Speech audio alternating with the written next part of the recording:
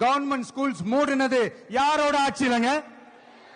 Government schools மூடினது யாரோட ஆட்சியிலங்க? இன்னைக்கு மட்டுமே நடந்த 3 விஷயங்கள் நான் சொல்கிறேன். முதல் விஷயம், 75 வருஷமாக இருந்த கவர்மெண்ட் ஸ்கூலை க்ளோஸ் பண்ணியிருக்காங்க கன்னியாகுமரியில். இந்த கவர்மெண்ட் ஸ்கூல் க்ளோஸ் பண்ணுற விஷயத்தை பற்றி ஏற்கனவே நம்ம சிஎம் சார் பேசியிருக்காரு. அந்த வீடியோ நான் கடைசியாக போடுறேன், சரிங்களா?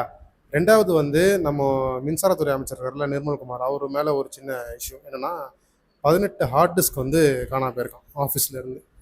இப்போ அதை தான் வந்து இவர் ஏடிஎம்கேவுடைய லீடர் இருக்கார் இல்லையா, நம்ம எடப்பாடி பழனிசாமி, அவர் என்ன கேட்டிருக்காருன்னா, தூய சக்தின்னு சொன்னீங்க, தூர சக்தி பாரசக்தி அவங்கள காப்பாற்றுறதுக்கு இந்த பேர சக்தி ஹார்ட் டிஸ்கை வேணும்டே தொலைச்சிட்டு இப்படி நாடகம் ஆடுறீங்களா அப்படின்ற மாதிரி கேட்டிருக்காரு. சிபிஐ வழக்கு வேணும் அப்படின்னும் இதில் கேட்டிருக்காரு. அப்புறம் மூணாவதாக வந்து மெடிக்கல் சீட்ஸ் இருக்கு இல்லையா, அது வந்து 150 சீட்டு சரண்டர் பண்ணணும் அப்படின்ற மாதிரி சென்ட்ரல் கவர்மெண்ட்லேருந்து கேட்டிருக்காங்க.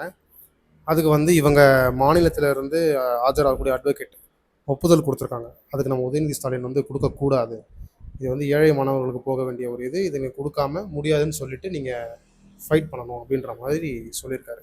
இதில் என்ன முடிவெடுக்க போகிறாங்கன்றது தெரில, பார்ப்போம். இந்த மாதிரி டெய்லி அப்டேட்ஸ் வேணும்னா சப்ஸ்கிரைப் பண்ணி வச்சுக்கோங்க.